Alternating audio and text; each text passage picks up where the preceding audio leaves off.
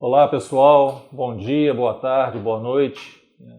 Estamos aqui gravando mais um episódio do nosso Legado, esse podcast que a gente vem construindo e trazendo para vocês um pouco da nossa história, um pouco de como temos construído esses últimos 75 anos e deixando registrado aqui para vocês esse passo a passo, esse dia a dia que a gente vem fazendo aí e o que nós estamos deixando para os próximos 75 anos aí, Então, essa é a grande construção do legado e hoje nós temos aqui nosso convidado, Décio Luiz Kepp, o vice-presidente de inovação, finanças, um grande amigo, conselheiro, também um grande apoiador nas nossas ideias, dos nossos projetos, um grande patrocinador disso tudo.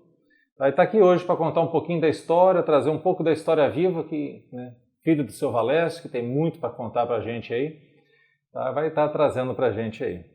Então, Décio, boa tarde, dá um bom dia, dá um oi para a turma aí. Bom, como vocês têm falado, bom dia, boa tarde, boa noite, porque as pessoas podem estar assistindo em qualquer momento esse episódio aqui.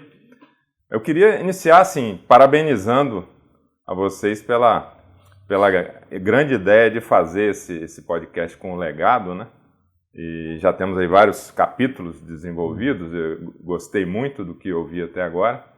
E eu acho que foi uma grande tirada, porque além de você repercutir a história de cada pessoa e todas as dificuldades ou as virtudes que cada um desenvolveu ao longo do tempo para estar onde está hoje, você permite que muitas pessoas se encontrem nessa história, Eu me identifiquei com algumas coisas ali que fazem sentido e tem uma muito interessante.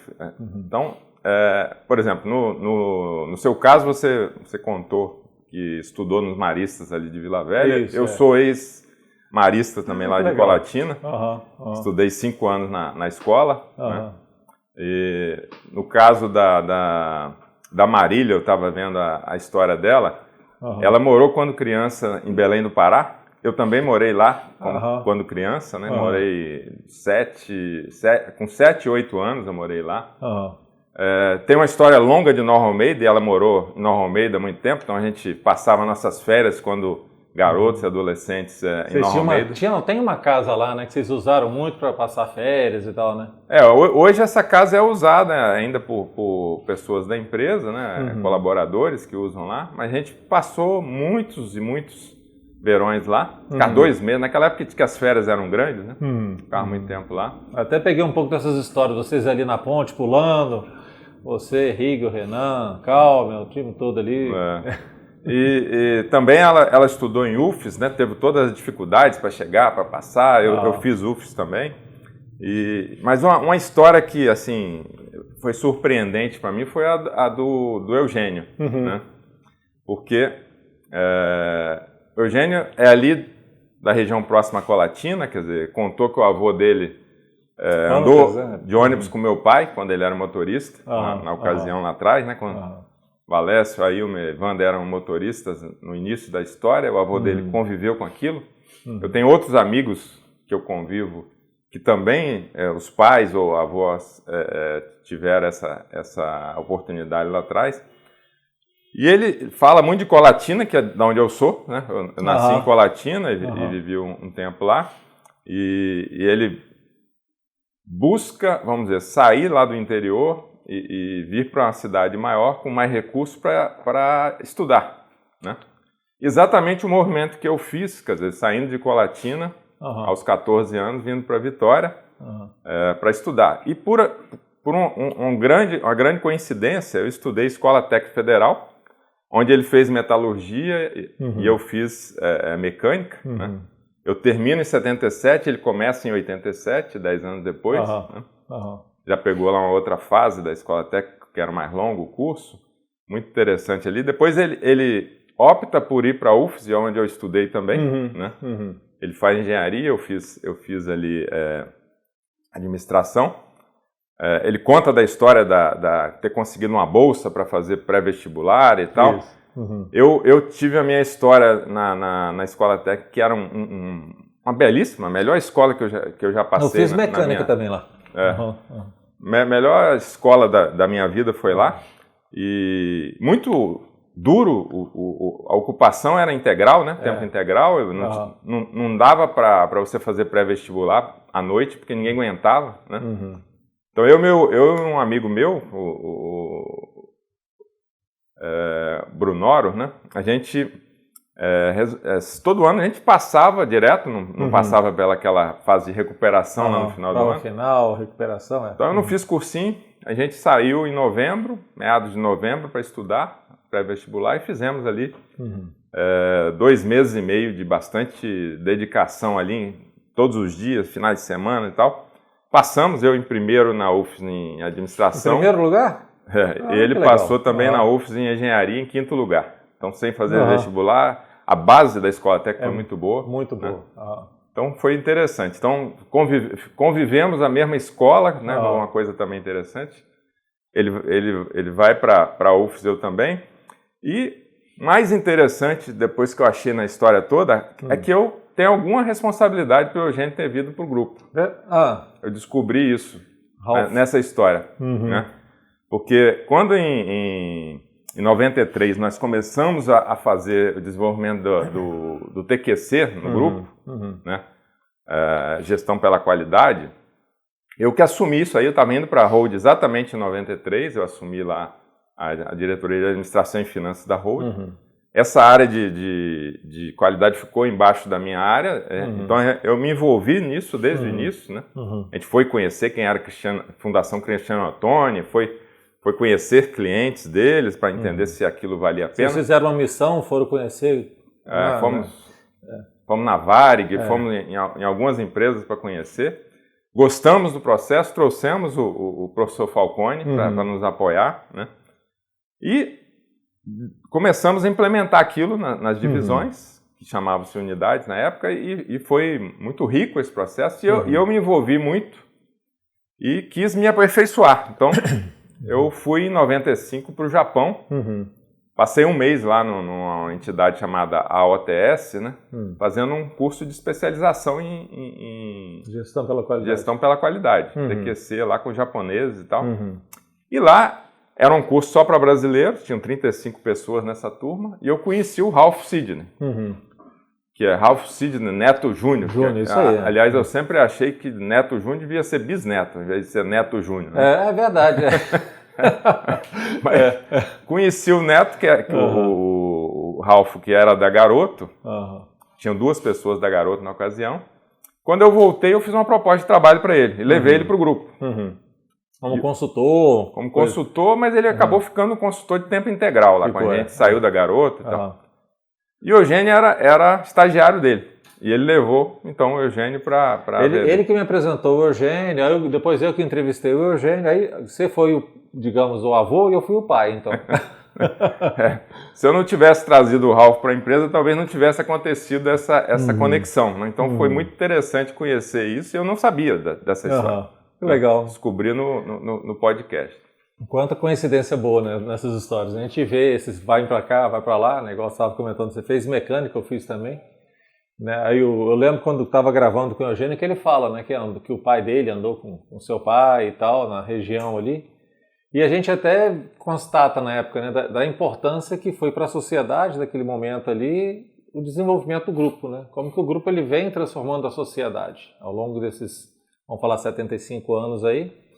À medida que ele cresce, né, o entorno vem crescendo junto, né, junto com o grupo, né? Aquela fase era a fase da escassez de tudo, né? Hoje nós estamos vivendo uma fase de abundância, né? Tudo tem muitas opções e muita oferta diferente. Naquela fase, transporte era uma carência absurda, né? Então não tinha nem estrada, muito menos transporte, né? Então, isso foi desbravador ali naquele período e tem muita história ali interessante e ajudou muito a desenvolver o interior. Mas, então, essa introdução eu já contei um monte de história, mas para dizer o seguinte, tem muita importância as pessoas conhecerem isso, porque traz muitas conexões. E assim, à medida que a gente vai conhecendo um pouco a história do grupo, a gente vai se identificando, né, e vai se alinhando, né? Eu falo, quando a gente está num lugar que os valores coincidem com a gente, fica muito mais fácil a gente trabalhar, da gente se encontrar, da gente perpetuar, de entender os objetivos, né? Porque, igual você falou um pouco desses programas de qualidade, que eu acabei vivendo também um pouco na época lá, eu entrei, trabalhei com o Ralph também, né, ele foi o nosso orientador lá, foi o grande coordenador. Quando a gente coloca a ISO 9000 na Vitória Diesel, você deve lembrar disso, que fomos uma das primeiras concessionárias no Brasil a ser certificado pela ISO, né? E aí eu trabalhei com o Ralph, e naquele tempo a gente tinha muita questão de padronizar, escrever como é que fazia o tal do POP, né, Procedimento Operacional Padrão. Escrever como é que faz. Eu vou atender um cliente, então primeiro olho nos olhos dele, aperto a mão, dou bom dia, pego o papel, apresento o carro, tinha um processo do walk around lá para você rodar em volta do carro. Aí a pessoa que fatura tinha tudo escrito, né? E com o passar do tempo a gente percebe que não adianta você ter a coisa só escrita, né? As pessoas têm que entender o para quê daquilo, né? E quando a gente conhece um pouco da história, quando a gente conhece os grandes objetivos da empresa, esse para quê fica muito óbvio. Então, se chega um cliente lá, você tem que fazer um determinado procedimento, você não precisa estar com tudo decorado, mas você tem que entender o grande para quê que você está ali.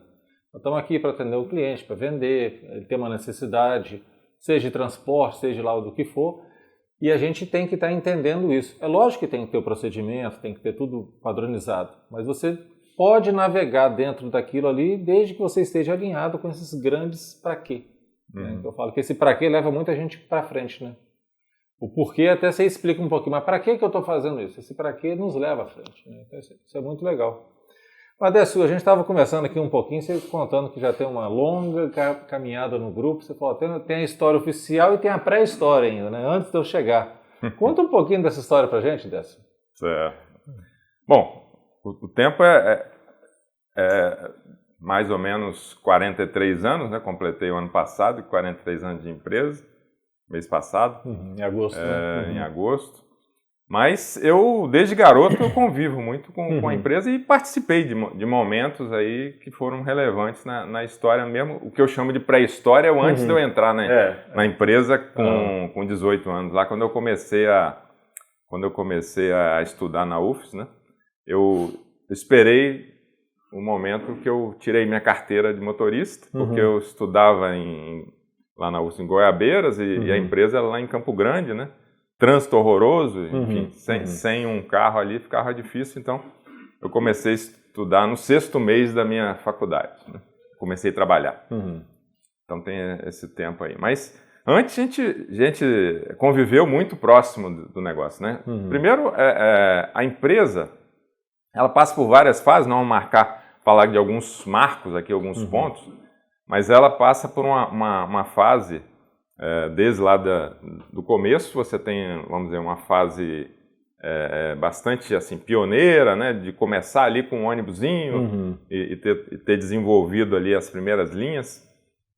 As coisas não deram muito certo lá em Minas, onde começa, de Valadares até o Flotone, vem para o Espírito Santo, fica ali, né, bastante tempo ali. E em 1957, então meu pai, Valécio, né, compra a Aviação Águia Branca, empresa de ônibus Águia Branca, chamava na época, né, e começa esse processo todo. Mas logo em seguida você tem uma grande crise no Brasil, né, uma fase de muito problema político e muito problema econômico, né. O Espírito Santo sofre muito na época, problema de café, né, excesso de produção de café, enfim. Então, a economia tem uma década muito ruim ali na década de 60, né? E nosso pessoal, incomodado com isso, as coisas não aconteciam, foram procurar oportunidades. Então, meu pai sai, vamos dizer, junto com a Ilmer, numa viagem, vão Nordeste, para o Norte, fazer uma viagem de prospecção. Né? E encontro lá no Pará, que inclusive tinha lá um parente primo do meu pai, que é o Délio da La Bernardina, que já estava lá, falou, aqui tem muita oportunidade, fazenda, gado e tal. E eles acabam entendendo que tinha oportunidade lá e foram para lá empreender. Então, comprou-se uma fazenda grande lá para criação de gado, montou-se uma rede de açougues, né, rede de açougue? Na capital, em Belém, né, e montou-se um transporte frigorificado de carnes entre Belém e Goiânia. Né? Tinha uma frota de caminhões, a estrada era horrível, era de terra, né? Nossa. Você imagina andar 1.000 e tantos quilômetros ali entre Belém e Goiânia, estrada de chão. Mas você já levava o boi abatido, né? Levava só os cortes, né? Para Belém, já era o boi congelado. Né? Mas, então meu pai foi para lá em 65. Ele não saiu da empresa, ele era o presidente da empresa, continuou sendo, mas ele foi com essa missão para empreender lá no norte. Né? E nós fomos juntos. Eu fui morar em Belém, eu, minha mãe e minhas irmãs, né? E a gente morou lá 2 anos, mas meu pai ficou lá 25 anos empreendendo lá, que era um negócio... Seu pai ficou 25 anos? Não, ele esteve com negócios lá durante 25 anos, mas ele não ficava lá. Ele ia passar uma temporada, 2 meses e tal, voltava. E nessa primeira fase ele levou a gente ficou morando lá. Então eu tive essa oportunidade de conhecer uma outra região lá, bastante diferente, né, totalmente diferente. E essa fase foi muito importante para o momento seguinte, né, de crescimento da empresa, que foi em 1970, quando a gente compra a região norte do Espírito Santo e sul da Bahia da Itapemirim. As linhas de ônibus. Linhas de ônibus, né? A empresa era só ônibus, né? Até 1982 praticamente era só ônibus. E o recurso que foi usado para pagar a entrada da aquisição das linhas da Itapemirim foi o gado que estava lá no Pará. Pegou-se parte do estoque, não 100%, mas parte do estoque do gado que estava lá. Foi vendido, né? E eu inclusive participei de um evento assim, que para mim foi marcante na época, com 10 anos, que foi na nossa casa lá em Colatina, 2 malas cheias de dinheiro. Nossa. Que eles encheram lá para levar para o seu Camilo Cola, né, entregar o pagamento da entrada. Não tinha Pix na época para fazer. Levou-se 2 malas cheias de dinheiro. Então, e foi toda uma engenharia montada, porque o Camilo tinha dúvida se a gente ia dar conta de pagar, né? Ele virou sócio da empresa e foi transferindo as ações à medida que fosse pagando. Então esse foi um grande momento assim de crescimento da empresa, porque a empresa ela estava cercada pela própria aviação Itapemirim. Ela ficava ali no norte do Espírito Santo, cercada por linhas de outras empresas, principalmente a Itapemirim. Né? No momento que a gente rompe essa barreira comprando essas linhas e sul da Bahia, a gente abre uma perspectiva de crescimento que foi enorme. Né? Então a empresa foi para a Bahia, chegou a Salvador e daí começou a comprar uma série de pequenas empresas, porque as empresas na Bahia, na ocasião, eram muito frágeis, muito descapitalizadas, né? Mal administradas. Abriu ali uma fronteira de crescimento, a gente comprou umas 10 ou 12 empresas ali, né? Pequenas empresas, então tinha bastante. E foi um período de muito crescimento, né? E nessa fase, a empresa tinha uma gestão descentralizada, quer dizer, você tinha... Todo mundo era sócio igual, né? Tinha lá suas participações em todos os negócios, mas cada um tomava conta de uma frente. Então... o meu pai e o Newton ficavam em Vitória cuidando dessa operação que tinha sido comprada da Itapemirim, grande, né? O Wagner e o Cláudio Moura, que na época era sócio, né? Ficavam na Bahia e foram crescendo ali, ajudaram a esse crescimento todo na ocasião. O Ailmer estava em Minas Gerais, em Ipatinga, onde nós também em 1970 compramos lá a Sayonara. Então ele ficava em Valadares, pela aviação Águia Branca, e aí com a compra da Sayonara ele foi para Ipatinga, e geriu aquela área lá por um bom tempo. E o Wander nessa ocasião estava em Colatina. Tá. Então, cada um espalhado, ficava, né? Cada um no seu... O seu pai, o Newton aqui em Vitória, o seu Ailton em Ipatinga e o Wander em Colatina. E o Cláudio e o Wagner na Bahia. Na Bahia, isso aí. Então, cada um estava num canto. Eles se reuniam, assim, 2 vezes por ano, e olha lá. Nossa. Né? Se encontrava para fazer uma grande reunião aí de alinhamento, né, das coisas e tal. Mas cada um era quase que o gestor sozinho, né, em cada uma dessas Eram empresas mais independentes, né? Tinha mais liberdade. Quando eu chego na empresa, então, em 1978, a gente estava num começo de estruturar as coisas da parte aqui do Espírito Santo, né? E eu comecei a trabalhar de forma meio diferente do que hoje funciona para a empresa. Eu cheguei lá para o Newton e falei, Newton, entrei na faculdade, tirei carteira, tenho um carrinho agora, posso começar a trabalhar. Eu tenho aula de manhã e de noite, eu posso trabalhar à tarde. Né? Eu organizei minha agenda lá na UFSC, que não é tão simples, mas ficava com as tardes livres, né? Segunda a sexta. Então, eu vim aqui ver o que tem para empregar, para eu me empregar aqui.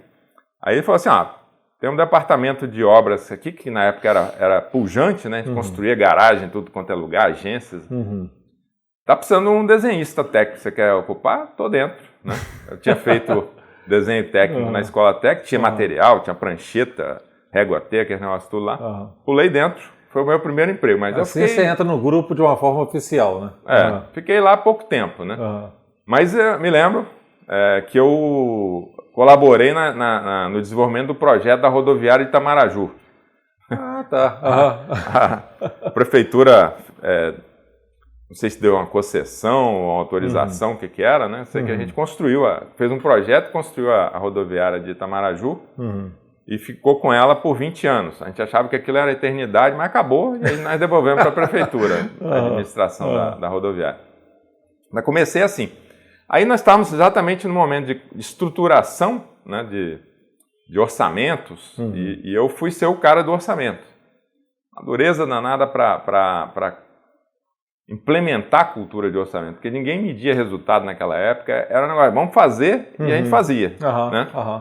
Agora, medir, planejar, projetar, isso não existia. Né? Então a gente estava implementando cultura de orçamento, estava implementando cultura de compra centralizada, de uma série de processos, né? Que a empresa começava a crescer, mas ainda era muito independente, cada frente. Então, aí teve um marco importante que eu participei bastante dele, que aí eu era diretor financeiro e diretor comercial da Aviação Águia Branca nessa época, né? E a gente participou, então, de uma grande consolidação de todos os negócios em 1982. Né? Em 82, então, todos os sócios vieram para Vitória.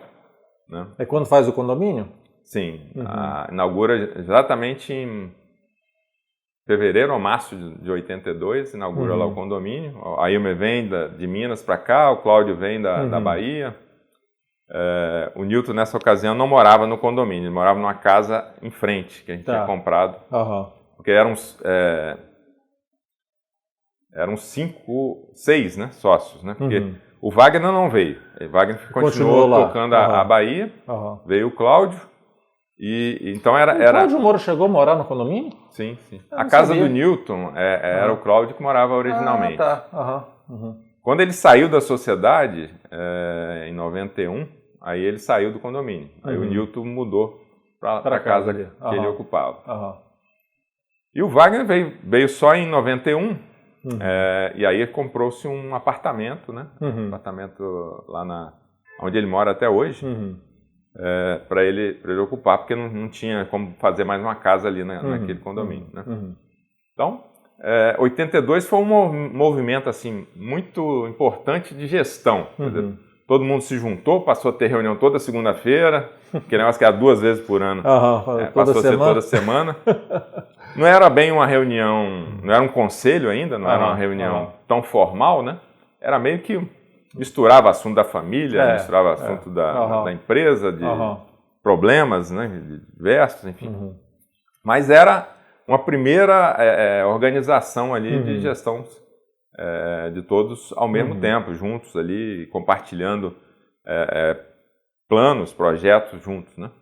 E aí, com isso, a gente expandiu, então, todas aquelas ferramentas que a gente vinha implantando aqui, levamos para a Expresso São Jorge, que era a parte da Bahia tinha um outro nome, né? Chamava Expresso São Jorge.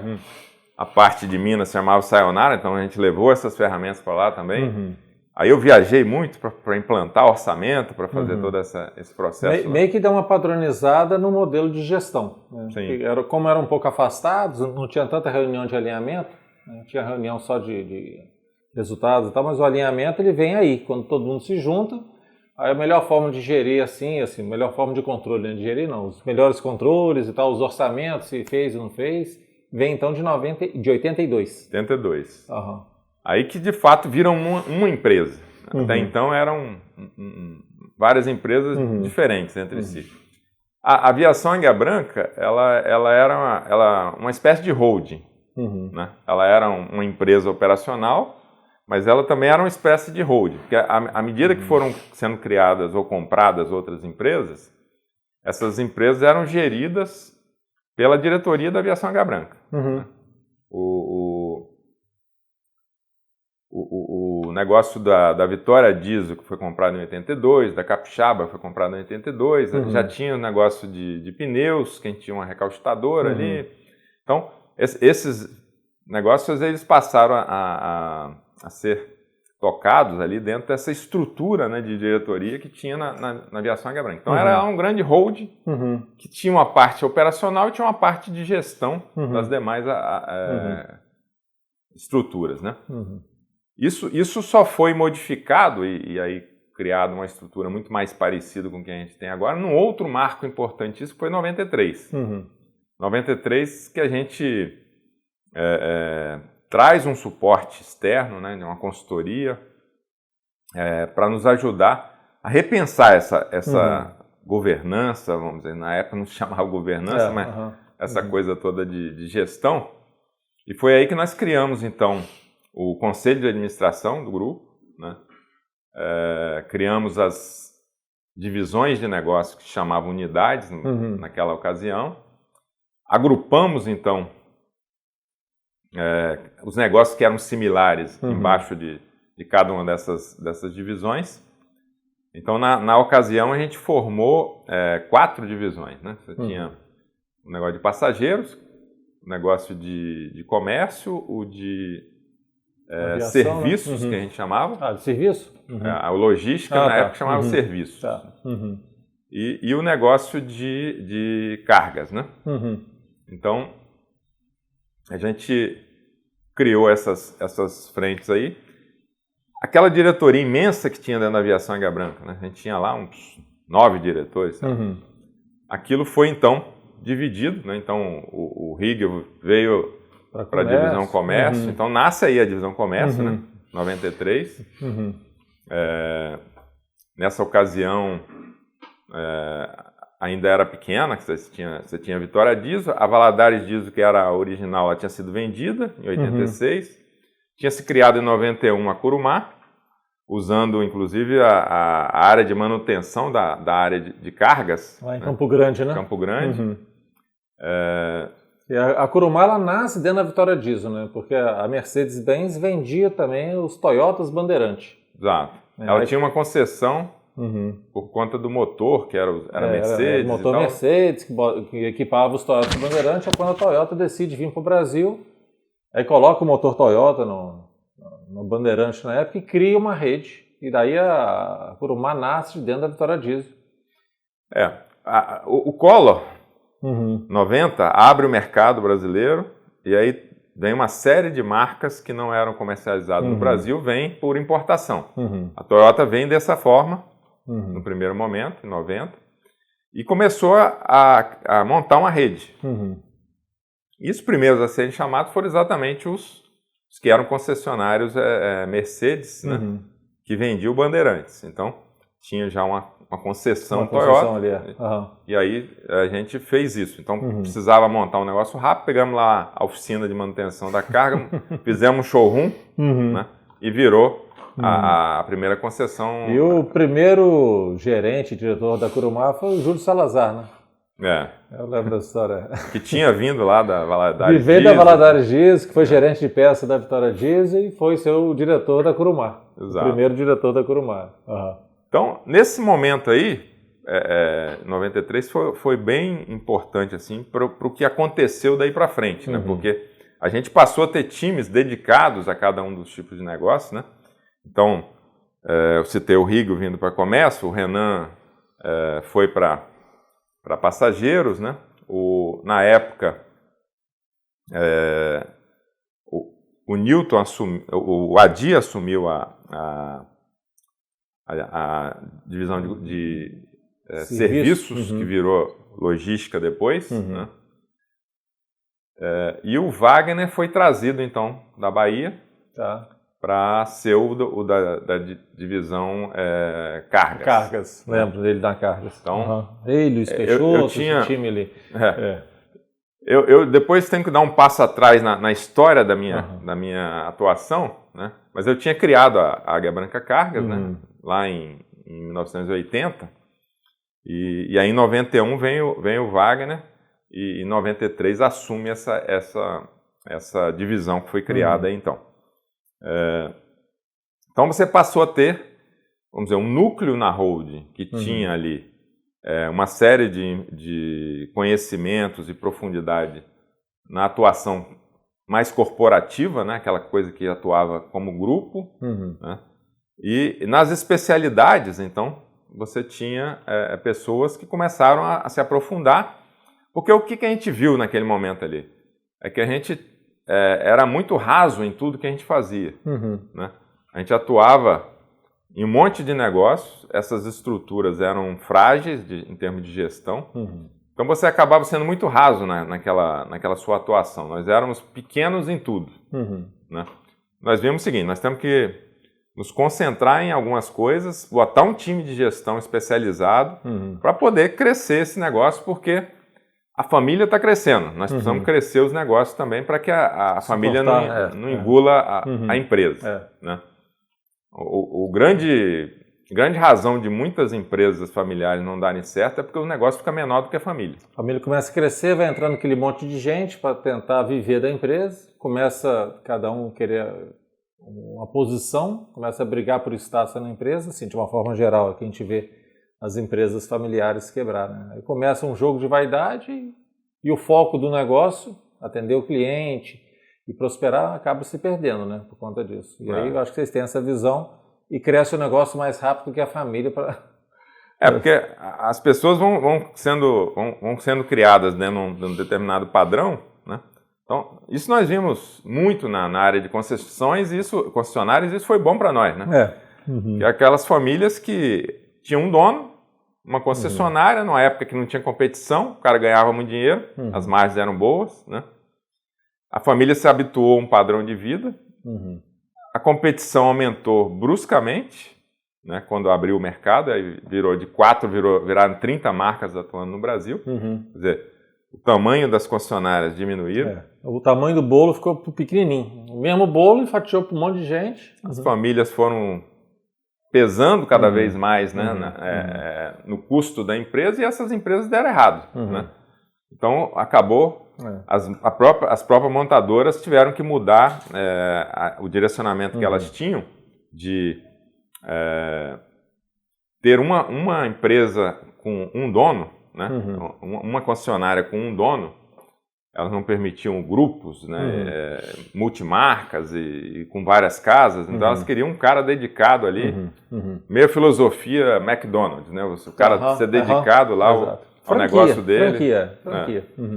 Para ele entregar mesmo resultado naquele negócio. Isso deu errado, né? Quebrou aí na década de 90 e aí começaram a surgir os grupos. Então, a gente tinha percebido isso, quer dizer, a gente precisava crescer numa velocidade muito maior, e para isso precisávamos de conhecimento técnico, profundidade, entendimento do processo, e investir nessas equipes, né? E tinha muita coisa que não precisava ser dentro da divisão, ela podia ser compartilhada, e foi o que a gente fez na Hold, né? Então, nasceu aí dessa forma. Essa governança ela perdurou até 2014, quando a gente fez uma nova rodada, e aí fizemos novas implementações, inclusive os conselhos de administração das divisões, né? O Conselho da Comércio nasce aí em 2014, né? Da Passageiros também. Criamos aí o Conselho de Acionistas, né? Porque a gente tinha uma necessidade de dar uma dinâmica, com tantos negócios diferentes que a gente já estava atuando, precisava dar uma dinâmica muito forte aí no Conselho de Administração do grupo. Então a gente criou uma camada aí para os acionistas ficarem num papel mais de decisões mais macro, né? E aí então renovamos toda essa estrutura de governança do grupo aí em 2014, mas de 93 a 2014 foi aquela... Esse modelo, que perdurou. 20 anos, né? 21 anos. Né? 21 É. anos esse modelo, né? Que você criou lá e percorremos 21 anos aí até criar um novo modelo com essas pequenas, né? Esses novos conselhos de administração para cada divisão, né? Cria-se as divisões, sai de unidade, vira divisão, tudo em 2014, né? Sim. Aí voltando lá ao 93, então na divisão comércio, a partir então, de criação de fato de um time dedicado a isso, você começa então um processo de crescimento, né? Aquele negócio que eram 2, 3 concessionárias, né? Logo em seguida a gente abre uma concessionária Fiat em Carapina, né? E começa um processo, aí adquire Linhares Diesel, começa um processo de buscar... novas bandeiras e tal. Nós fomos representantes da Volks também aqui no Espírito Santo. Essa história da Volks tem até uma conexão também comigo e com o papai, porque o que acontece, né? Meu pai, ele teve lá fazendas que eram do grupo, na primeira fase, né? Essa primeira fase durou aí de 65 até 1980, por aí. Era do grupo, era um negócio do grupo, meu pai tomava conta. Mas o grupo não era muito ligado à questão de fazenda e tal, então em algum momento meu pai falou, bom, eu quero ficar com essa propriedade e quero ficar com alguns imóveis que tem aí, que eu quero empreender com imóveis e tal. Então ele fez uma negociação com os sócios e ele vendeu uma parte das ações dele do grupo em troca dessas coisas. Né? Ele tinha uma participação maior, cedeu, diluiu para os outros e ficou com a fazenda do Pará, ficou com uma fazenda que tinha em Viana e ficou com um conjunto de imóveis que a gente tinha que não eram operacionais, não tinham conexão com o negócio. Ele sempre gostou muito de imóvel, de fazenda, criação de cavalo, né? Sim. Ele adorava empreender com isso, né? Com imóveis, e gostava muito, como hobby, de cavalo. Não ganhava dinheiro com isso não, gastava um monte, mas ele gostava. Mas o negócio de imóveis, ele cresceu muito. Tanto que quando ele adoeceu, em 96, e eu assumi, ele tinha ali, eu fui gerir isso, tinha mais de 70 apartamentos e tinha uns 35 terrenos. Nossa Senhora. Então, eu durante um tempo, levei um tempo para conseguir desfazer disso tudo, né? Porque eu não tinha tempo para ficar administrando e fazendo negócio como ele fazia. 70 condomínios, 70 condomínios de luz. Tinha bastante coisa ali para tocar e eu não tinha tempo, então eu falei, bom, vou vender isso tudo, né?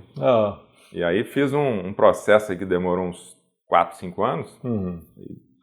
Alguns imóveis para você vender melhor, fazia um empreendimento, fazia um monte de prédio ali, e trocava por apartamento, depois, então de 70 aumentou em vez de diminuir, mas, até que foi conseguir desfazer de tudo e tal.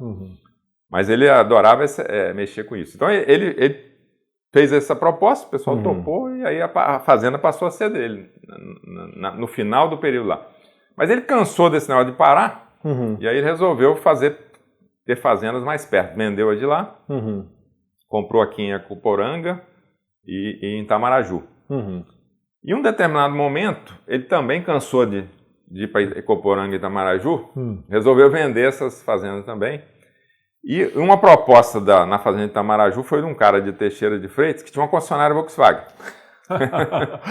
Voltou pro negócio então, de veículo. Fechando lá o ciclo, né? Então eu virei gestor de uma concessionária Volkswagen em Teixeira de Freitas. Só que eu era gestor do grupo aqui, não tinha tempo para ficar lá em Teixeira de Freitas. Como nós estávamos exatamente na transição da Cargas minha para o Wagner em 91, e foi em 91 que ele fez essa permuta, eu peguei um diretor nosso, era o Walter Monteiro, que era diretor de operações da Cargas, e levei ele para Teixeira de Freitas. Maria da Nazaré? Não, esse é outro Walter. É outro Walter. Esse é engenheiro civil e tal. Ele era nosso diretor de operações na Cargas. Como estava nessa transição, eu contratei ele, levei ele para Teixeira, e ele ficou tocando lá a concessionária para mim.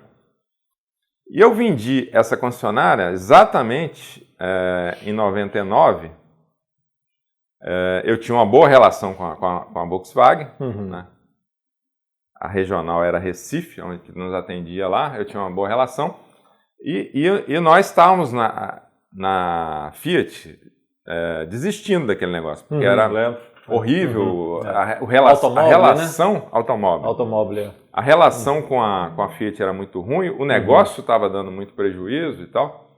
Então, eu conversei com o pessoal da Volkswagen e perguntei ao Rigo se ele não tinha interesse em trocar a bandeira para a Volkswagen. E aí nós fomos lá, foi daí então, né? Levei ele lá na Volkswagen e apresentei para o pessoal e ele falou, tá bom, vamos abrir 2 casas lá então. Abrimos uma em Carapina e uma em Campo Grande. Campo Grande. Lá onde era a primeira Curumá. Isso. A Curumá já tinha mudado para cá, né? Eu lembro isso no mercado, na época foi uma doideira, porque era uma Fiat que anoiteceu uma Fiat e amanheceu uma Volkswagen no lugar, né? Lá foi Curumá primeiro, né? Aí mudou para Fiat, então nós tínhamos 2 Fiat, uma em Carapina e uma em Campo Grande. E o grupo Coser tinha uma em Vila Velha e uma em Vitória.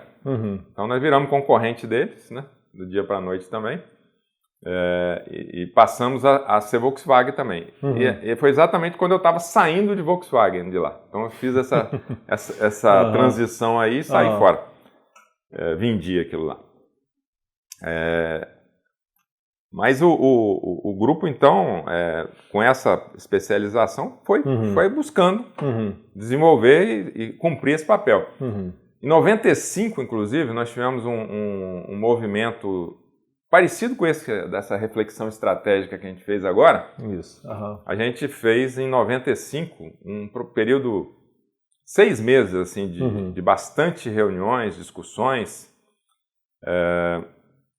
com todos os principais gestores das diversas empresas, né? Nós tínhamos um cara chamado Roberto Mariano, que a gente contratou como consultor, especialista nessa parte aí de planejamento, né? Agora, quando a gente trouxe o César, era o Roberto Mariano. Da época. E ele fez um trabalho com a gente bem interessante. A gente fez uma revisão de tudo. Chegamos a algumas conclusões importantes, porque quando a gente começou ali, em 82, a diversificar, a gente começou e abriu o leque. Saiu diversificando para tudo com negócio, caçando novos negócios para todo lado. Chegamos a ter empresa de engenharia, agência de viagem, não teve isso? Sim. Turismo, essas coisas? Tinha Saitur, né? Que era a agência de viagem. Tivemos a Março Engenharia, que fazia obras. Nós chegamos a prospectar coisas com granitos e mármores. Chegamos a prospectar um monte de coisa. Então, chegamos a um momento e falamos, nós temos que definir o que a gente quer da nossa vida. E 95 foi esse momento de reflexão. Aí nós definimos alguns targets, né? Que segmentos a gente deveria procurar crescer. Tamanho de negócio, não fazia sentido ter um botequim, né? Uma agência de viagem, um negócio que dá uma receita, sei lá, 100 mil por ano. Não fazia sentido você ter um negócio desse. Misturado no meio de coisas muito grandes, você não dá atenção. Gastar muita energia para um negócio que não gerava nada. Então, a gente definiu padrões, acho que na época era 10 milhões por ano, o mínimo que a gente podia entrar. Tinha um negócio desse tipo assim.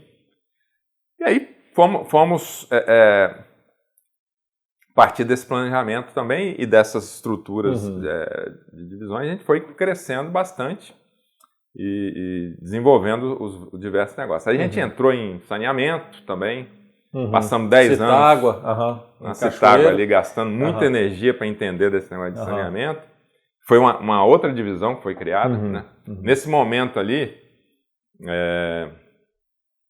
a gente já tinha fundido a divisão cargas com a divisão serviços e virou a divisão logística. Né? Descontinuamos a carga fracionada, levamos isso como encomendas para dentro da aviação Águia Branca. Né?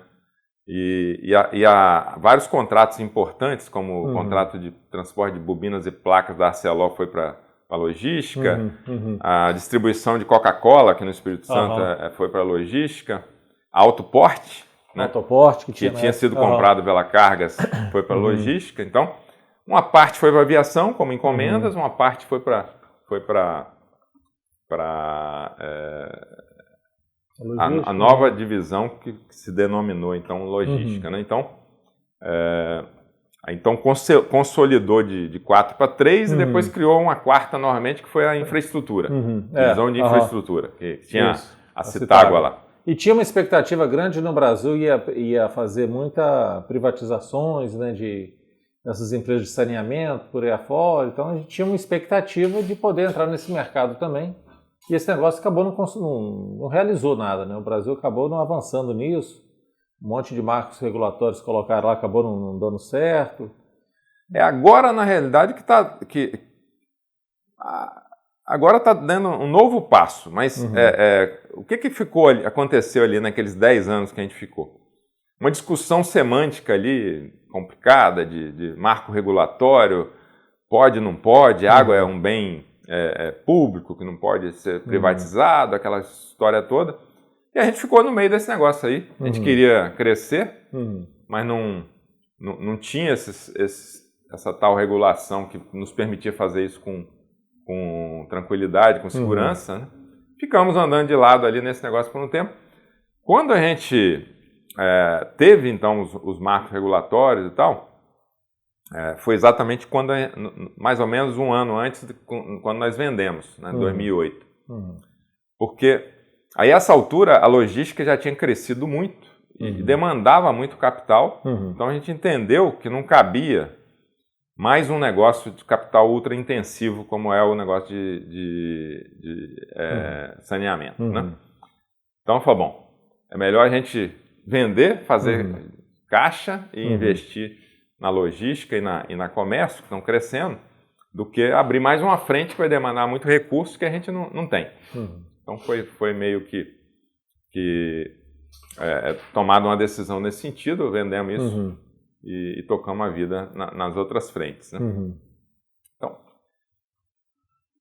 lá no aí eu falei que eu ia fazer uma referência da minha carreira, vamos dizer, porque quando eu cheguei no grupo, eu falei do período lá do comecinho, onde eu entrei por orçamento, fiz todo aquele negócio. Depois eu assumi, em 1980, por aí, 81, assumi a diretoria comercial, a diretoria financeira. Mas eu tinha, sempre foi do meu jeito, né? Vamos dizer, uma inconformidade assim, com a coisa ficar sempre do mesmo jeito. Né? Então, eu sempre busquei fazer coisas diferentes, buscar inovação, buscar crescimento. Né? Então, a gente falou, bom, nós só fazemos linha de ônibus aqui, é um negócio que tem outros potenciais aqui. Né? Então, vamos criar aqui uma diretoria comercial, vamos explorar outras frentes. Então, a gente tinha encomenda. Né? Andava no bagageiro do ônibus, um pouquinho? Bem pequenininha, na Bahia não tinha, era só no Espírito Santo, só onde tinha linha e tal. Mas vamos crescer isso aqui como cargas. Então, vamos começar a abrir uma rede de agências fora da região que a gente tem linha. Abrimos Rio, São Paulo, Cachoeiro, Belo Horizonte, começamos a expandir isso aí. Então, criamos uma avenida de crescimento por aí. Fomos na parte de viagens, nós trouxemos a Saitur que a gente tinha em Ipatinga para cá também, criamos uma filial aqui, começamos a montar roteiros de viagens, né, na ocasião. viagens programadas e também... Fretamentos, né? Eu lembro que atuou bem em fretamentos. Você ia lá, alugava ônibus para ir para São Paulo, fazer uma excursão. Isso aí a gente chamava de turismo, né? Fretamento é mais aqueles contratos regulares, né? Então, começamos a fazer turismo demandado pelos próprios clientes, mas a gente também passou a inventar as rotas, né? Vamos fazer um Foz do Iguaçu, vamos fazer um sul do Brasil, um Caldas Novas e tal, e começamos a lançar viagens, aquilo que a CVC faz. Isso. A gente começou a fazer lá na época também. E o negócio de fretamento, falou, bom, nós somos operador de ônibus, né? Fretamento demanda ônibus, nós já temos expertise. Sabemos mexer com isso. Né? Contratar motorista, operar, dar manutenção. Linha, responsabilidade com passageiros, segurança e tal. E fomos futucar né, esse mercado. Vamos ver o que tem de fretamento aqui, né? Começando por Vitória, né? Tinha a Vale, que era a principal contratante de fretamento na época, a Celó, na época se chamava Companhia Siderúrgica de Tubarão, né?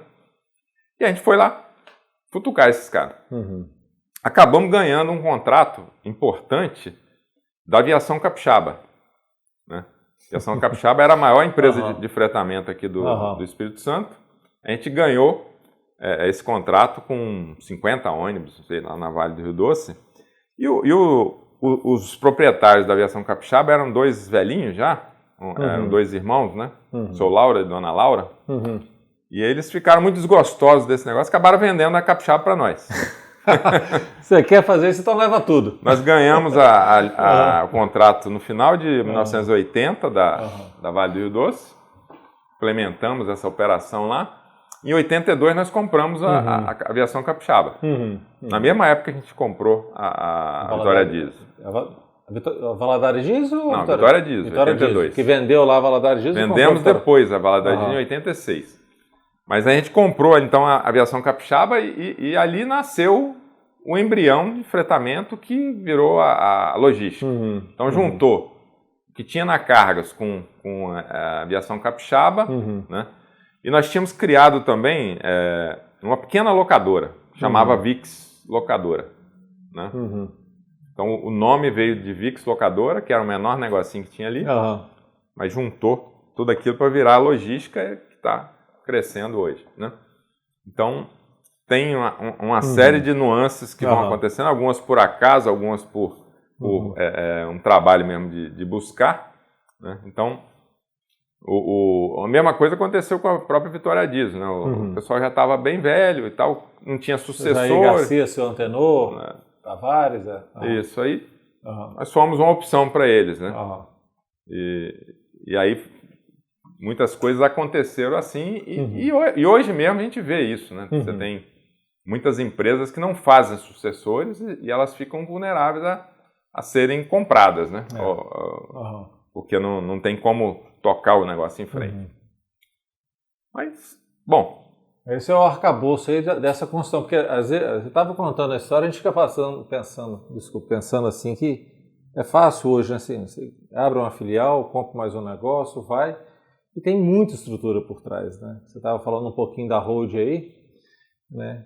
E me ocorreu assim, conta um pouquinho pra gente dessa, o que é a holding, você que é o diretor da holding, né? Entre outras coisas que você toca, a gente estava falando aqui, tanto a parte de inovação financeira, e a própria holding que tem uma estrutura, dentro dela a gente tem a DTI, tem a estrutura das coordenações lá tanto o jurídico quanto o financeiro com o Gilberto lá, aquele time todo lá. Conta um pouquinho pra gente o que é essa estrutura que nos suporta, né? Que faz com que a gente possa dar esses passos mais largos aí, que passa esses momentos igual passamos agora essa pandemia, que tinha toda uma estrutura por trás que nos suportou tanto que nos guiou.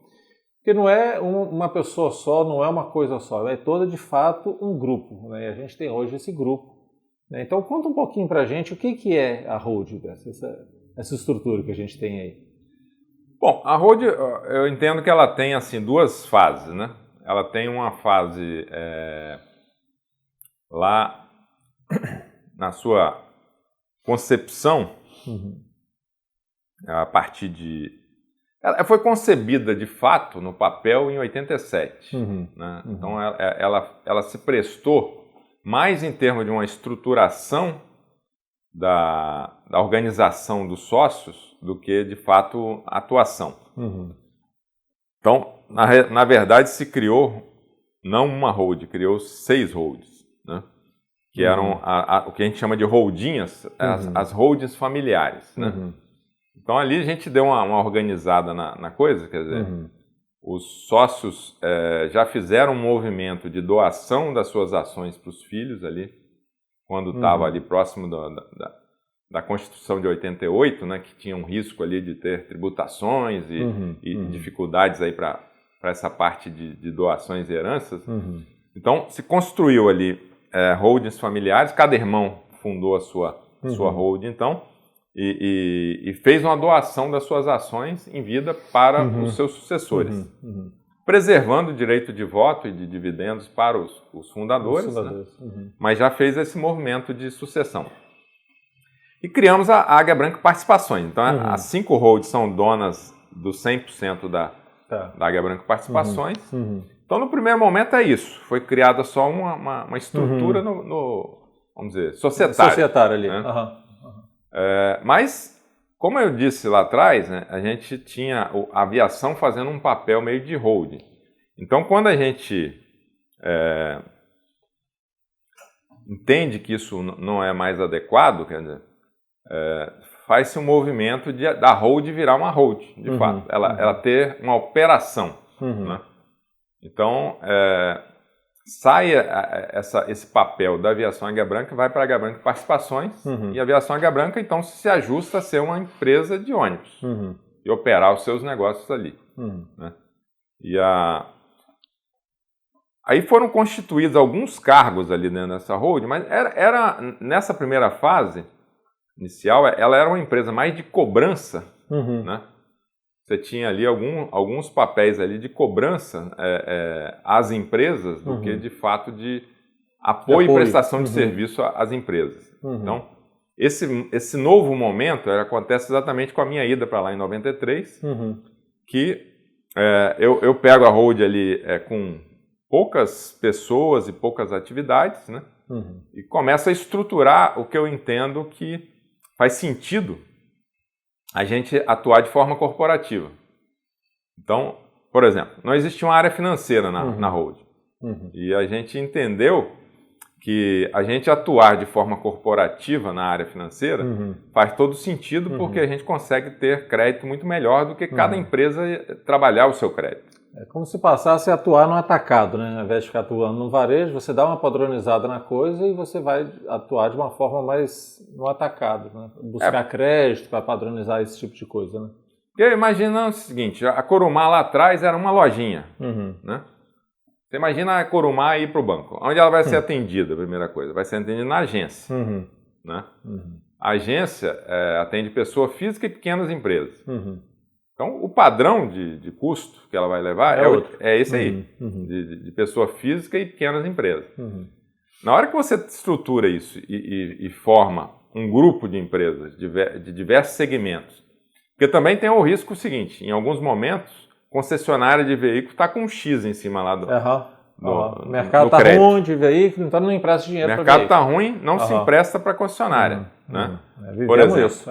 Agora, por exemplo, você tem aí uma pandemia, o mercado de transporte de passageiros está com X lá também. Com X em cima. Né? Então, na hora que você traz esse crédito a nível de grupo, você cruza garantias, você tem todo o respaldo do conjunto e você vai para o mercado com essa pegada, um tamanho maior, e aí você sai das estruturas aí e vai lá para os corporates, né? Que nós somos atendidos em São Paulo, lá direto nos corporates, né? Para um padrão de receita de empresa maior e blindando algumas coisas que estão com restrições. Então, por exemplo, nós entramos na Trip e carregamos, vamos dizer, toda a parte financeira, né? Foi estruturada em cima do crédito Grupo Águia Branca, e era um segmento que não tinha crédito. Nós só conseguimos colocar crédito lá porque a gente era o Grupo Águia Branca. Se fosse Trip sozinha, ela estava quebrando quando a gente chegou lá. Porque ela não tinha crédito no mercado.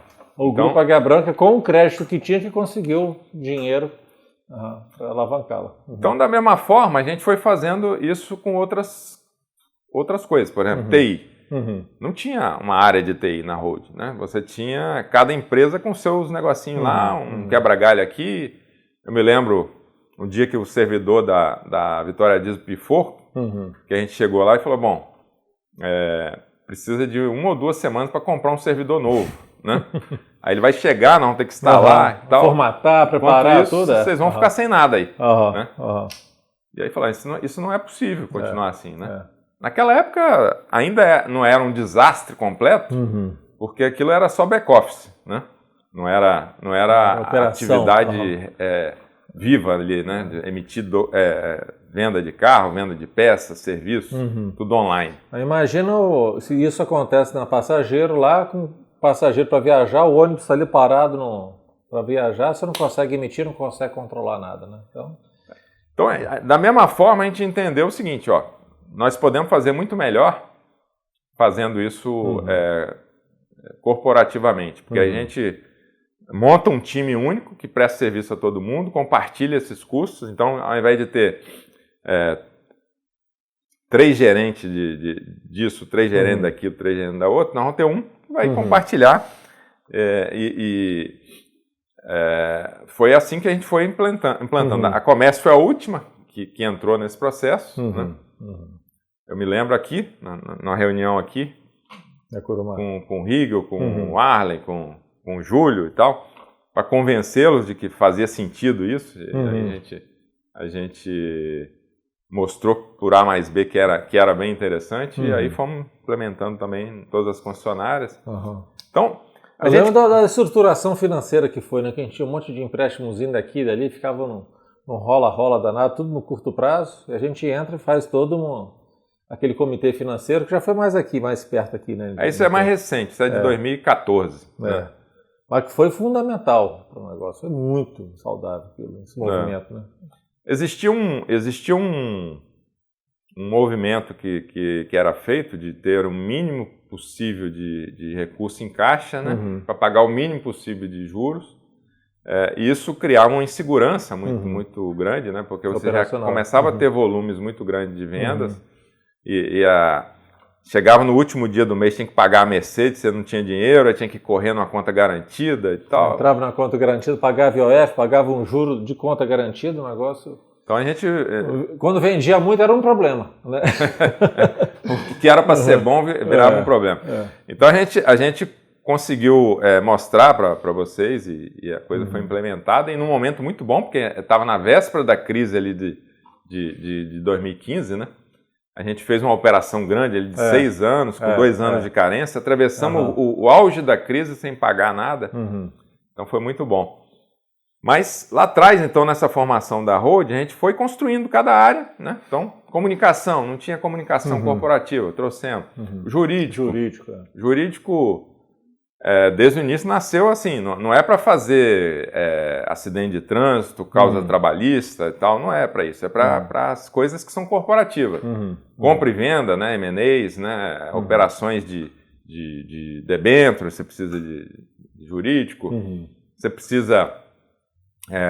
um grande contrato, vamos dizer, com a Mercedes ou com quem quer que seja, precisa ter uma análise mais detalhada. Então, a gente trouxe uma estrutura voltada para esse jurídico corporativo. E trouxemos todo o passivo também jurídico para ali. Né? Então, a gente administra todo o passivo, autuações, coisas desse tipo. Né? Tanto administrativo como judicial. A gente administra tudo ali. Aí trouxemos uma estrutura tributária, né? Não para fazer também lançamento, né, de débito e crédito, mas de estudar, de avaliar as melhores formas, de como é que a gente pode minimizar custo tributário, que é um problema sério no Brasil. O tempo todo você tem que ficar revendo essas coisas, porque você sempre tem oportunidades, né, ou tem riscos, e aí você tem um time voltado para isso lá, que não faz sentido ter na empresa. No jurídico também a gente centralizou toda a parte societária, né? Então você tem abrir filial, mudar objeto social, criar filial aqui, criar filial ali, fundir empresa. Então toda essa parte societária também foi para a holding, né? Então, criamos um time que tem várias funções, né?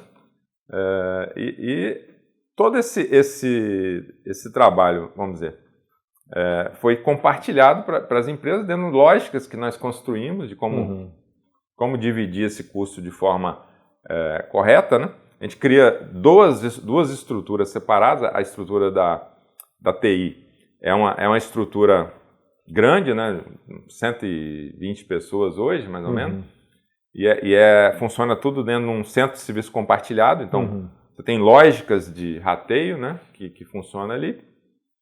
E a outra parte, que é uma parte de 20 e poucas pessoas, que são as diversas assessorias, né? Tem duas diretorias nessa outra parte, que é a diretoria do Ricardo, que é governança jurídica e tributária, né? E tem a diretoria do Gilberto, que é a diretoria financeira, que envolve essa parte toda de captações, seguros, aplicação de excedentes, toda a parte de previdência, toda a parte de orçamentos, né, controle orçamentário e tal. Então, tudo isso aí fica dentro dessa parte que não é centro de serviço compartilhado, essas duas diretorias. E a outra parte, que é o centro de serviço compartilhado, tem um diretor que é o Jank. Né? Então, ali, vários gerentes ali embaixo, que é um time que mudou da água para o vinho desde que começou, né?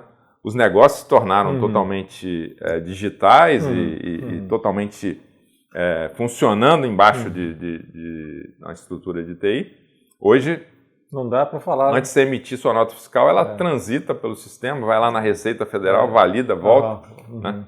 Então, é totalmente transacional o processo hoje, né? E vivo. Então, desde muito tempo a gente construiu estruturas de back-office e de infraestrutura, tanto de equipamentos, de guarda de dados, né? Redundância para isso, né? A gente tem tudo redundante, né? Você tem um outro servidor, Nós temos 2 data centers totalmente redundantes. Eles são o que a gente chama de alta disponibilidade e desastre recovery, né? Se você pegar um data center e botar fogo nele, tem um outro. Tudo funciona automaticamente com um delay de 2, 3 minutos. Funciona tudo do outro lado. Então, links também, tudo é redundante. Então, você tem uma estrutura ali que acompanhou a necessidade que as empresas foram tendo, até sem saber. Né? A gente foi construindo isso. A gente aqui na ponta, o usuário, né, te falar como usuário aqui na Comércio, né, a gente, sei lá, somos 2.000 lá de pessoas aí, vou chutar aqui, sei lá, uns 500 equipamentos aí, pontos de rede, estou chutando, não tenho muita certeza dos números. Assim, é claro que uma dor de barriga aqui, outra ali, um link que cai, mas de uma forma geral, a disponibilidade, a segurança que a gente tem, que vai chegar, vai trabalhar, vai emitir nota, vai abrir uma ordem de serviço, e essa segurança operacional é fundamental. Né? Hoje, falar de TI, né? Falar de internet, a segurança dos dados é igual, sei lá, energia, água encanada. Não dá para você trabalhar sem isso hoje. E quando começamos, não tinha isso, né? Como é que isso foi sendo construído de uma forma discreta, que a gente aqui na operação não percebe, né? O quanto que isso não suporta. Né? Só conversando com você, com o Jank, que ele vai lá, mostra aqueles servidores, né, aquele data center, aquelas coisas todas, e quando a gente começa a entender um pouquinho mais isso, que a gente começa a ver o quanto de estrutura a gente tem por trás que nos permite dar esses passos aí, igual estava falando há pouco tempo aí. Né? Nós estamos vivendo um momento, inclusive, de muito risco, né? O cybersecurity, né? Isso, os ataques cibernéticos estão cada vez mais intensos, fortes e tal, e eles estão criando problemas para tudo quanto é tipo de empresa, grandes empresas, né? Sequestrando dados e bloqueando tudo. Recentemente tivemos um ataque desse aí na Renner, me parece. Isso. Atacaram lá. Então, todo dia está acontecendo. Né? A gente tem, no nosso centro, nosso data center, a gente tem mais de 5 milhões de ataques por mês. 5 milhões de ataques? Que é isso, Décio? Só que a grande maioria disso pequenos, né? E o nosso sistema consegue contornar. Nós já tivemos na história alguns grandes ataques que conseguiram impactar a operação mas que a gente conseguiu contornar muito rápido. Por exemplo, nós tivemos um ataque há 3 anos na Passageiros, que os caras entravam e reservavam todos os lugares que tinham disponíveis para venda. Então você não conseguia vender nada. Mas nós conseguimos virar isso aí no final de semana e voltamos a operar normalmente. Nessa mudança de data center que está acontecendo agora, está terminando agora, você nem sabe. Nem sabendo. Você nem sabe, né? Nós estamos com um data center totalmente novo, 2 data centers totalmente novos lá agora. Nós fizemos uma melhoria muito forte nessa parte de segurança. Exatamente para evitar esse tipo de coisa, né? Quer dizer, a gente criar mecanismos. Nós não temos como evitar que se alguém focar na gente, que ele faça. Mas, claro. Mas a gente ter formas de sair disso sem grandes riscos para a operação. O que está mapeado, o que foi identificado, o que está previsto, está protegido. Agora não dá para prever tudo, né? Não vai se saber. E depende do tamanho do ataque. Quando acontece um negócio desse com uma empresa grande, que ela para, é porque é um negócio orquestrado e muito grande que vem do mundo inteiro. Eles vêm ao mesmo tempo milhares de ataques de vários servidores no mundo inteiro e você não tem como evitar que isso aconteça. Então, ele pode te... Aí desliga o sistema para proteção e você fica fora do ar, né? Se ele não entrou ainda, você consegue fazer isso. O que nós estamos fazendo agora, já está implementado, é dar um passo a mais. Se ele conseguiu entrar, como é que a gente faz para que ele não nos impacte em perda de dados e tal? Não nos leve a coisas desse tipo, de sequestro, exigência de pagamentos por isso e tal. Então, essa estrutura tem sido cada vez mais desafiada e a gente tem buscado fazer o uso da melhor tecnologia possível para que a gente possa permanecer funcionando da melhor forma todos os negócios nossos, né? Então, resumindo, né, a Hold tem um conjunto de pessoas, tanto na parte de TI e inovação, como nas outras áreas, né, de jurídica e financeiro, que buscam prestar serviços que agreguem valor para as empresas, né, sejam complementares àquelas estruturas que existem dentro das divisões e que tragam ganhos, né, sejam financeiros, sejam de qualidade, de segurança, enfim, né? Nós somos uma das poucas empresas no estado que tem ISO 27000 para segurança de dados. Isso a maioria nem sabe que a gente tem, mas a gente já tem há 7 anos. Né? Então, quando a gente faz uma auditoria hoje, isso aí já agrega muito valor. Então, são coisas que a gente vem agregando, algumas visíveis, outras nem tanto, mas que estão aí à disposição das empresas há muito tempo. Que legal. E é o que eu falo, a gente aqui como usuário, igual você está falando, está trocando data center, a gente nem percebe, né? Então, tem muita coisa que acontece que a gente não fica percebendo. Mas tem um ponto que eu queria tocar contigo, que não dá para a gente perder essa oportunidade, André. Eu sei que é o camarada assim, que toda fala sua nos fóruns e tal, você puxa muito para a questão de inovação, nos provoca muito, né? Sempre foi um grande provocador de fazer a gente caminhar, né? Já visto a história que você acabou de contar, e o quanto que vocês saíram do transporte tradicional e o quanto de inovação, de crescemos, abrimos, voltamos, encolhemos, estruturamos. E você sempre esse incômodo, né, de fazer melhor, fazer mais, fazer diferente. Fala um pouquinho para a gente sobre inovação. Como é que você enxerga esse processo de inovação? Qual que é o nosso grande desafio com isso? O que você me fala desse tema? Eu acho assim que a gente sempre teve uma veia inovadora. Né? Assim como em qualidade, a gente sempre prestou um serviço de qualidade, mas quando a gente entendeu lá em 93 de organizar o TQC no grupo e tal, foi organizar o processo, né? Foi evoluir o processo, criar ferramentas, criar mecanismos para a gente dar passos mais largos, né? Então, quando a gente fala em inovação, a gente sempre foi muito focado nisso, né?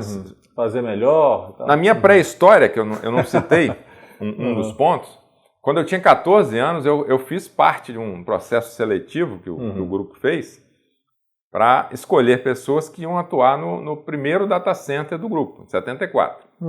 Nós trouxemos um IBM /3 lá, não sei como é que era o nome do negócio mais, e montamos uma área de informática dentro do grupo, dentro da aviação Águia Branca, na ocasião, né? E aí foram selecionadas pessoas. Eu fiz esse teste, passei. Só que eu estava começando na escola técnica e não tinha como. 14 anos ainda. E aí eu não vim trabalhar na TI. Peguei ela bem lá na frente depois. Né?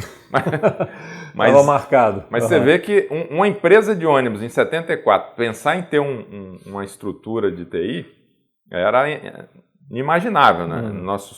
Nossos concorrentes aí.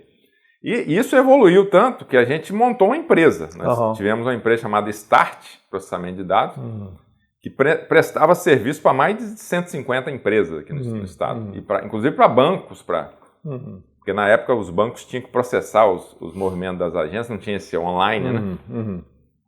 Então a gente prestava isso. Então você vê, naquela época a gente já estava pensando em computador, em inovação. Nós fomos a primeira empresa que informatizou a venda de bilhete de passagem nas agências, em 87. Né? Fomos a primeira empresa que informatizou a venda a bordo dos ônibus com os coletores da Telxon. Mas quando você fala primeira empresa, o quê? No Brasil? No Brasil. No Brasil, não é no Espírito Santo. Não, no Brasil. Primeira empresa de ônibus que vendeu bilhete online, né? Coletores dentro do ônibus. Eu, inclusive, fui na missão, o Rigel foi junto, nós montamos até uma empresa também. Unimicro, né? A gente montava uma empresa de tudo, né? E ela gostava? Montamos a Unimicro para representar a Telxon aqui no Brasil. Então, você vê, sempre teve essa pegada, a gente fazer coisas diferenciadas e inovadoras e tal. Mas, aí viemos para o TQC, isso também é inovação, né? Mas é muito mais incremental, né? E aí a gente começa a ver um movimento em que a inovação começa a virar um perigo se você não se conectar a ela, né? Porque começa a ter muito dinheiro e muita gente com cabeça focada em desenvolver coisas disruptivas, né? E que podem afetar os negócios atuais. Então, lá na fase 2013, 2014, comecei a ver que isso era um negócio que a gente precisava sair do patamar que a gente estava e ir para um outro patamar. Então, quando eu fiz o meu PGA lá em Fontainebleau, lá no INSEAD, né? Só se falava de inovação lá. E nós aqui estávamos frios com isso. Né? Então, os caras que criaram lá a questão do Mar Vermelho, né?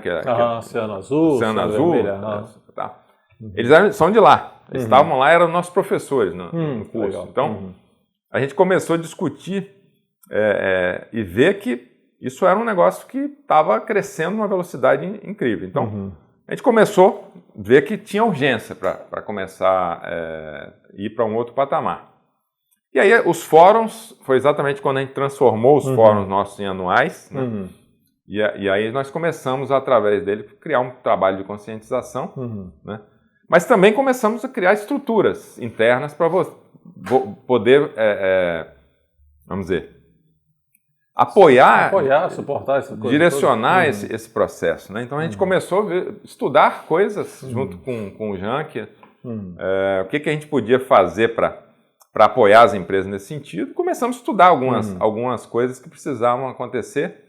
Aí fomos na parte de BI, desenvolvemos uma célula de inteligência nisso e começamos a dar presentinhos para um para outro. Criamos RPA, né, robotização, e começamos a fazer dessa forma também. Começamos a criar ali um time mais diferenciado de UX, de engenheiro de software. Ambientes, tem laboratórios, como foram criados. E aí fomos trazendo isso para mais visível, através dos 3 laboratórios que a gente criou, né? E o discurso aumentando. E aí as empresas começaram a ver que aquela coisa da inovação disruptiva não estava tão longe da gente. Né? Começaram a ver que estava batendo ali, muito próximo, e que precisávamos dar muita mais atenção nisso. Aí a coisa acelerou muito. Então, hoje, a gente está passando por por uma fase vamos dizer, reorganização disso, né? A gente, inclusive, acabou de concluir um trabalho de consultoria que a gente fez para criar uma framework de inovação. Trouxemos o pessoal da Elo Group lá para nos apoiar. Criamos agora comitês, né? Tanto a nível corporativo, como estamos criando agora a nível de divisões, de forma que a gente comece a ter uma participação muito mais efetiva de toda a gestão das empresas, definindo prioridades, definindo verbas, né, orçamentos para isso de forma que a coisa evolua mais rápido. Então, hoje a gente já tem vários produtos inovadores, aí você mesmo desenvolveu o Go Drive, está em uma pegada de times internos de desenvolvimento constante. O V1 é um produto que nasceu do Lab. Acabou que começou a ver uma onda tão forte de tantas ideias, de tantos projetos inovadores, que cria essa onda, né? Cria esse movimento na empresa toda, né? É muito legal, né, Décio? Muito legal. A área de passageiros, que era uma área no passado extremamente monopolista, tranquila, não tinha concorrência, hoje virou de cabeça para baixo. Está lá as voltas de desenvolver um monte de coisa para virar, né? Está desenvolvendo um novo negócio, que é o Squad, aí em cima disso, está atuando muito em transformação digital no próprio negócio do passageiro. Então, se reinventando, né? Como que às vezes, esses momentos de mercado nos desafiam e como que nós crescemos, né? Para a gente superar isso, como é que a gente vai passando. E quando a gente bate esse papo todo, essa estruturação toda que tem por trás, como que a gente começa a entender essa capacidade que a gente tem de ir superando isso. Não é simplesmente eu tive uma boa ideia. Não, sim, ter uma boa ideia é ok, mas você tem suporte para botar isso em prática? Né? Porque senão fica só a frustração. Você tem uma boa ideia e não consegue realizar. Tem uma boa ideia e não consegue realizar. Aqui sozinho a gente não dá conta. Precisa dessa estrutura, né? Precisa disso tudo que você veio falando para a gente construir esse legado, né? Esses 75 anos aí não foram assim por um acaso, né? Deram sorte, não sei o que. Tem muita estruturação, né? Tem muito planejamento. Inovação é mindset, né? É cultura, não é só tecnologia, não é só ideias, né? Você tem que ter, de fato, um propósito nisso, você tem que botar o cliente no centro do seu pensamento aí, porque você vai desenvolver inovação para resolver um problema para o cliente, né? É para você continuar sendo relevante para o cliente, é para você tirar as dores que o cliente tem, ou você manter o cliente interessado em ter negócio com a gente, né? Então, esse é o cerne da coisa, quer dizer, a estrutura, o incentivo, todo o movimento que tem à volta é para mostrar às pessoas nossas a importância de olhar para o cliente e resolver os problemas que estão afligindo ele. Né? Quando a gente começa a entender de fato que colocar o cliente no centro, o que a gente pode fazer para atender essa dor, né? Resolver essa dor, e com isso a gente prestar um bom serviço e tal, dá até dinheiro isso, né? Sim. Isso vai à frente, isso progride, isso evolui toda uma estrutura, uma sociedade, né? Tanto a empresa quanto o próprio cliente, que fica muito satisfeito e vai à frente. A gente tem diversas empresas aí que é a própria estrutura de caminhões, que é para trazer um apoio na produção mesmo, propriamente dito, né? A importância do transporte de passageiros, o quanto que isso é importante para uma cadeia da sociedade, né, que se permite toda essa mobilidade. Então, são pontos que a gente atua que tem uma importância muito grande para a sociedade. Né? Então, isso é muito legal, ver toda essa construção e essa responsabilidade com a coisa aí. Mas, Décio, assim, o tempo está nos pressionando aqui. Assim, quando a gente olha para o futuro, assim, dá um highlight, assim, na sua visão de futuro nosso, daqui a 5, 10 anos, você acha que a gente tem que estar fazendo o que mais para a gente estar se preparando para isso? Quem dera que a gente soubesse essas respostas, né? Mas dentro de uma perspectiva que a gente tem hoje, né? O que você acha que a gente poderia estar nos preparando um pouco mais para a gente ir avançando nesse futuro que está vindo por aí? Bom, eu acho que a gente tem buscado fazer isso, né? Eu acho que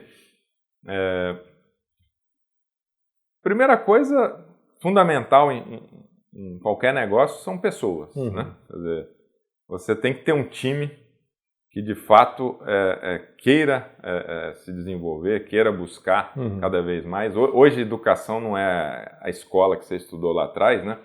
Educação é uma coisa contínua, que você vai ter que se aperfeiçoar o tempo todo, porque as coisas mudam o tempo todo. Então, eu acho que nós temos que empoderar nosso time cada vez mais e prepará-lo cada vez mais para os desafios que vêm. Então, nós temos que trabalhar junto com o nosso time e adequá-lo a estar atento ao nosso cliente, atento ao nosso mercado, as oportunidades que se colocam, os riscos que se colocam. Né? Então, o que vai dizer isso, o que vai acontecer, é muito difícil. Né? Você tem hoje um monte de frases de efeito que são conhecidas. Aí, 80% das profissões que vão existir nos próximos 10 anos ainda não foram inventadas.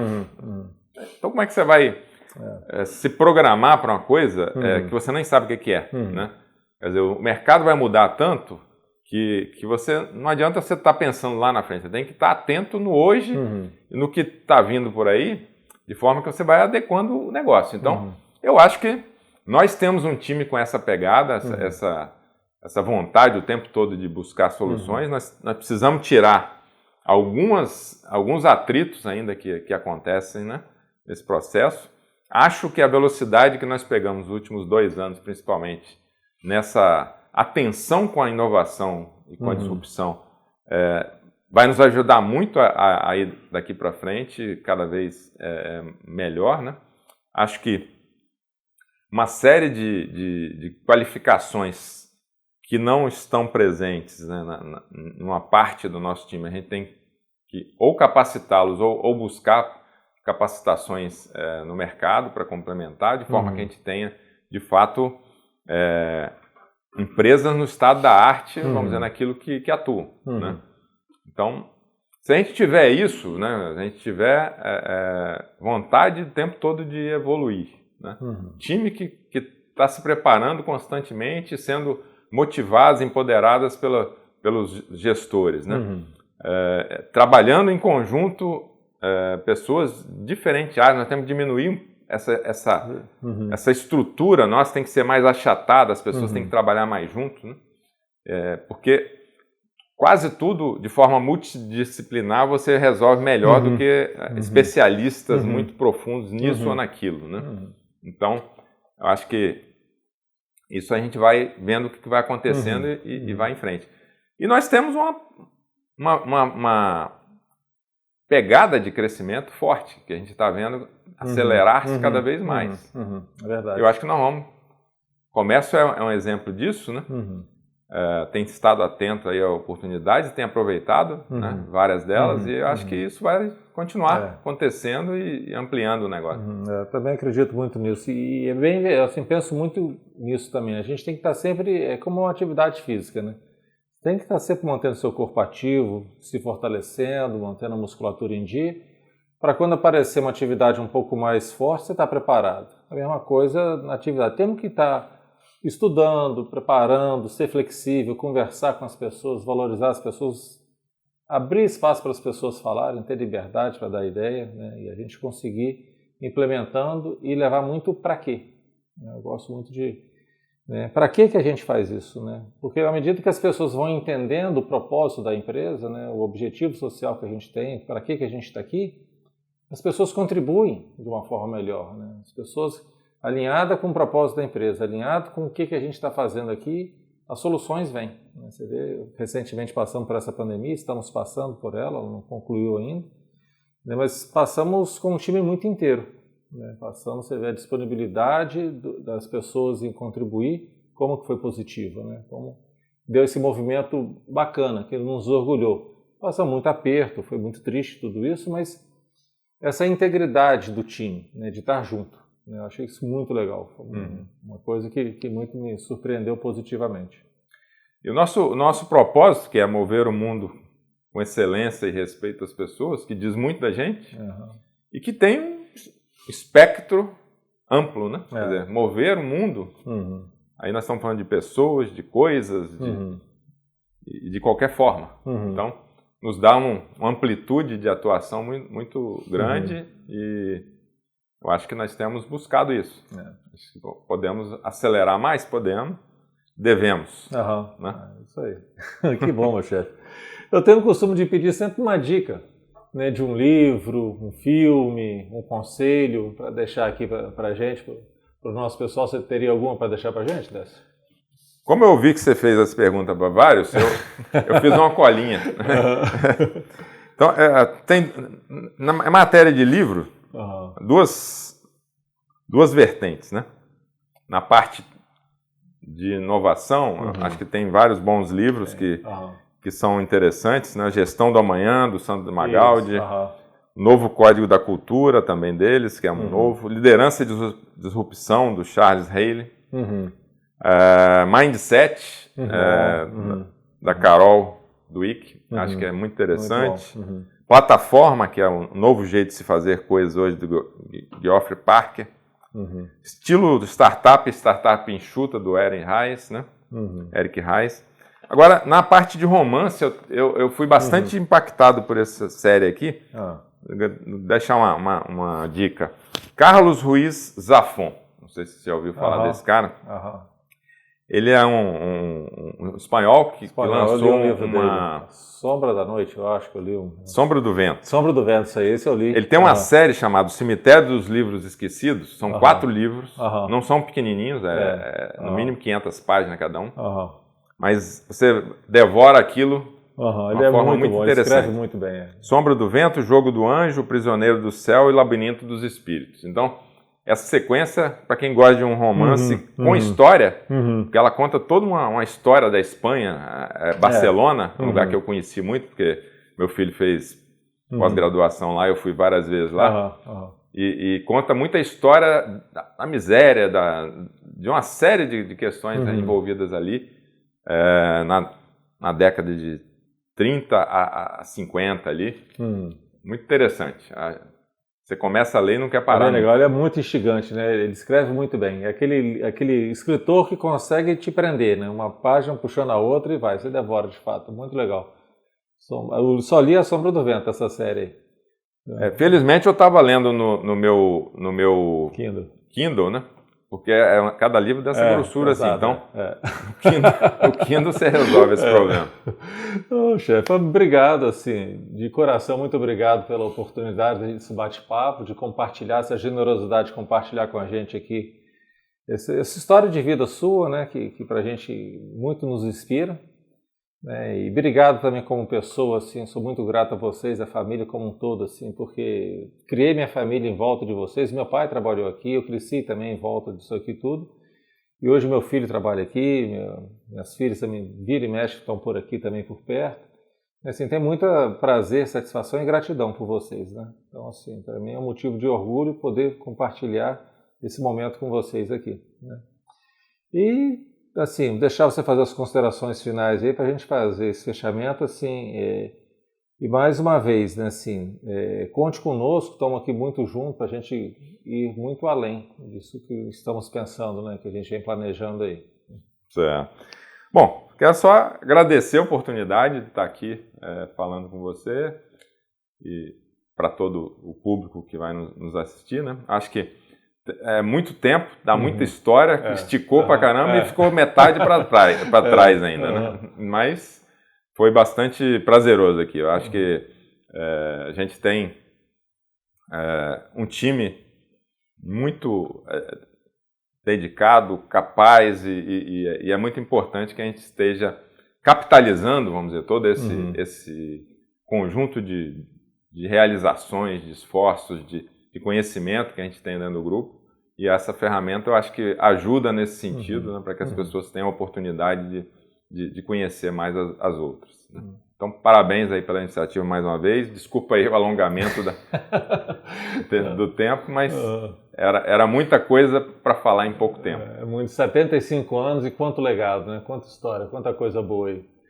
Mas assim, Décio, muito obrigado mais uma vez e a todos, né? Obrigado pela audiência. Estamos concluindo aqui mais um episódio desse nosso legado, deixando registrado para vocês assim essa história inspiradora, essa história que vem construindo né, esses 75 anos e, como eu falei, temos mais 75 pela frente e muito mais, né? Então, até a próxima, pessoal. Semana que vem tem mais um episódio aí. Obrigado. Obrigado.